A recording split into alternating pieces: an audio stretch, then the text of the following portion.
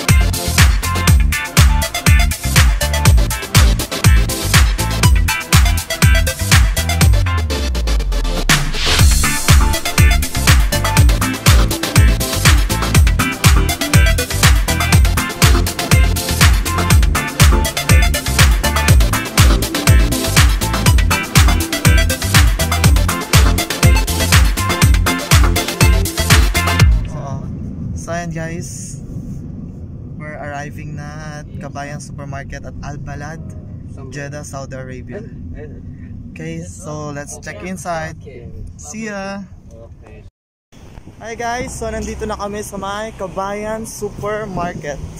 See? Ayan, so let's go inside guys.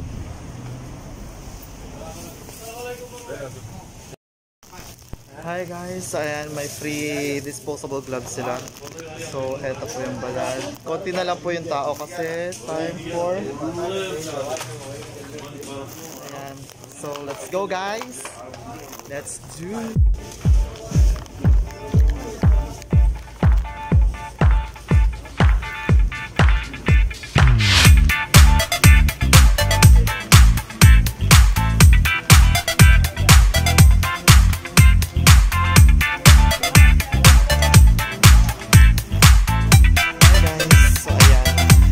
Nakita nyo, napansin nyo, walang line.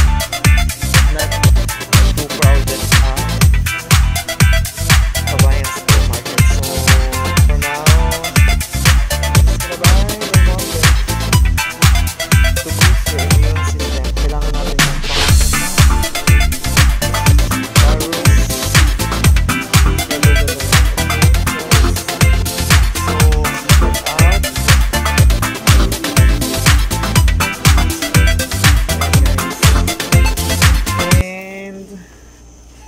ayoko na pumunta sa taas kasi wala naman akong bibilhin doon. So ayan guys, we're here. Ayan. Hindi naman maganong maraming tao kasi nga ang pila daw dito. Tsaka tinawag ko yung ano. Ito yung kaibigan kong nagtatrabaho dito sa Kabayan Store. Before I came here kung may pila o wala. So sabi niya from 9 AM to 11, yun maraming pila. Tapos 12 to 3, konti lang yung pila. Walang pila actually.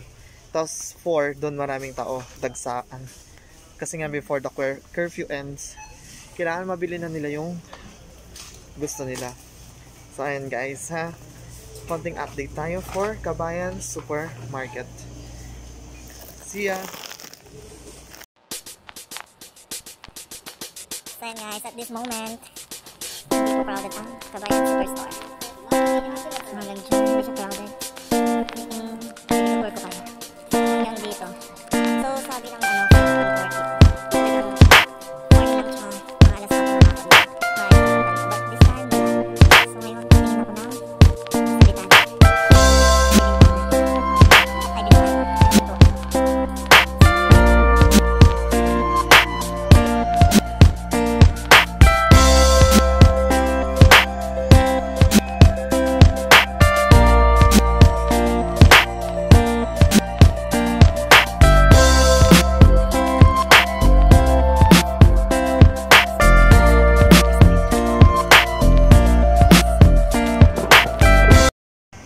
Hi guys, so ayan, done na po ako mag grocery. So ayan, so now po ay nagante na po ako ng Uber. So ang Uber po ay hanggang 5 PM lang po yung Uber. So ayan, sa mga eksena yung mga baklang yung charot. So ayan, so as you can see, ayan po yung Kabayan, wala na pong pila. Ang pila lang po pagka umaga kasi marami silang pupunta. Pero pag sa tanghali, wala pong pila. So ayan guys, shout out sa mga mamahaling Bex dyan. Hi guys! So stay safe guys. Kailangan pag lumabas nakamas and or may hand gloves, ganon. So hi guys, ayan, nandito na yung sasakyan going home and on our way na. So ayan, I'll show you the street guys, yung mga atat dyan lumabas. Charot. Only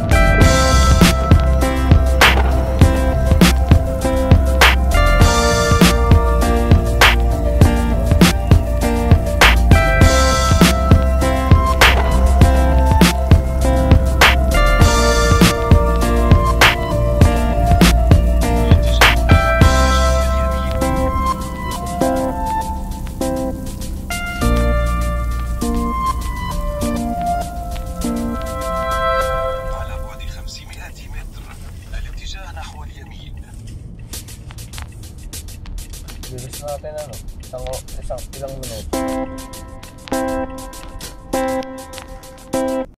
Hi guys! So ayan guys, nandito na ako sa kwarto namin. So hindi na ako nag-vlog kanina kasi nga, alam niyo yun guys, yung kailangan ko ring maging safe para sa akin at para sa mga kabahay ko, yung kasama ko dito sa bahay. So ayan, hindi muna ako pumasok sa room ko.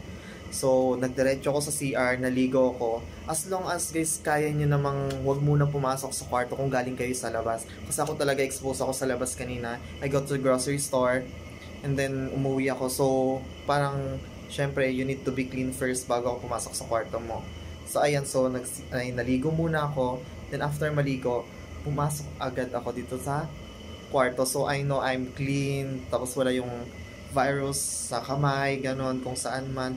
And guys, so galing ako sa labas, diba? Yung suot ko kanina, hindi ko na pinasok dito sa kwarto. I let it stay outside my room kasi nga, syempre, contamination, you have to prevent it. Prevention is better than cure, sabi nga nila. So, ayan, nandito ako ngayon sa kwarto ko na, bagong ligo. And guys, so, ganito na lang. This video will end. And sana kung bago ka lang sa channel ko, please do like, share, and subscribe. And don't forget to click the notification bell para updated ka sa mga next videos ko. So guys, thank you for watching. Be safe, stay home if you can. Kung wala ka namang bibilin sa labas na importante, better stay home guys. Stay home, it can save life. Thank you. Bye!